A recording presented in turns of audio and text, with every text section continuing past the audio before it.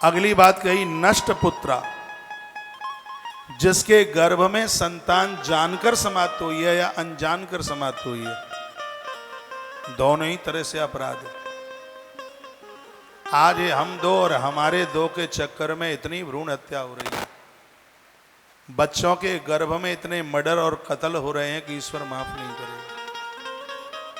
ऐसी नारी जिसने गर्भ में संतान को मारा, उसके हाथ का श्राद्ध कभी भी पितर पुरखे स्वीकार नहीं करते। परिणाम यह होता है कि उस परिवार में गूंगे बहरे विकलांग संतान का जन्म होता है। अब उस संतान का जन्म नहीं, अपराध ही उस संतान के रूप में।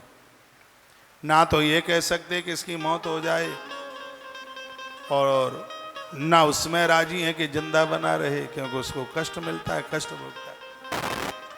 ये पाप और पुण्य, स्वर्ग नरक तो जहां है वहां है, ये सब इसी धरती पर आकर के प्रकट हो जाते हैं।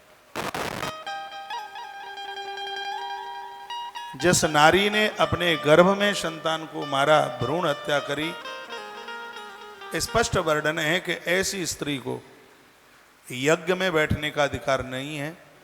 ऐसी स्त्री को भगवान सालिग्राम की पूजा करने का अधिकार नहीं है।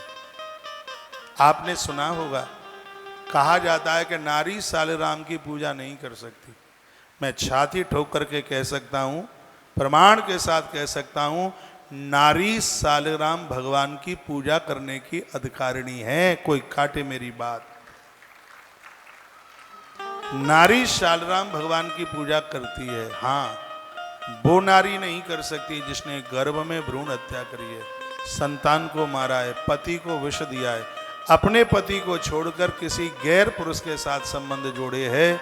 ऐसी नारी भगवान सालिग्राम भगवान की पूजा करने की अधिकारिणी नहीं।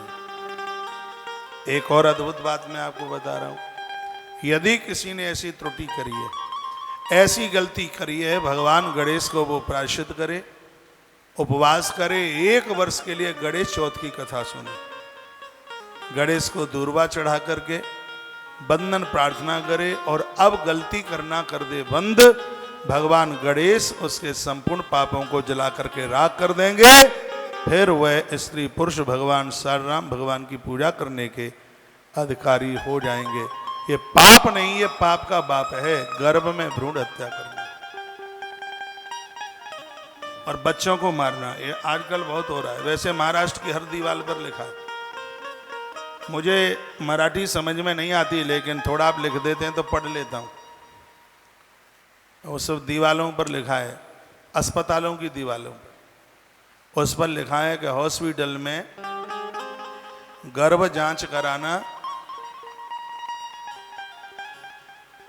एक बहुत बड़ा अपराध है। आपने महाराष्ट्र के हॉस्पिटलों के ऊपर, मैंने पढ़ा है इसलिए बोल रहा हूँ, कल औरंगाबाद में पढ़ रहा था कि दीवालों पर ही लिखा न रह जाए, इसका पालन हो। यदुवंश समाप्त हो गया, गर्भ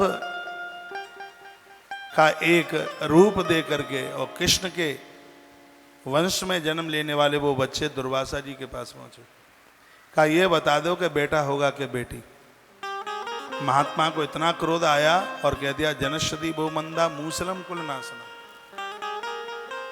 इसकी कोख से एक धान कूटने वाला यंत्र पैदा होगा जिससे पूरे यदुकुल का संहार हो जाएगा। ये कथा वही तो है जो आज लिंग जांच होता है। बेटा हो या बेटी अपराध नहीं, पाप का बाप है। ये भूल करके भी मत करना, अपनी बेटियों को बहुओं को ये बात बताना है। जिसने गर्भ में संतान को समाप्त किया है वो यज्ञ में बैठने की अधिकारिणी नहीं है। उसके हाथ का श्राद्ध कभी पुरखे पूर्वज उसको स्वीकार नहीं करते। यदि यह कोई त्रुटि गलती हुई है, 1 वर्ष के लिए गणेश चौथ का व्रत करें, गणेश जी की पूजा करें। नष्ट पुत्रा, तो उदर में पुत्र समाप्त हुआ है और वह पुत्र मरण का जो अपराध है वह नारी उस अपराध से मुक्त हो जाएगी, ऐसा वर्णन है।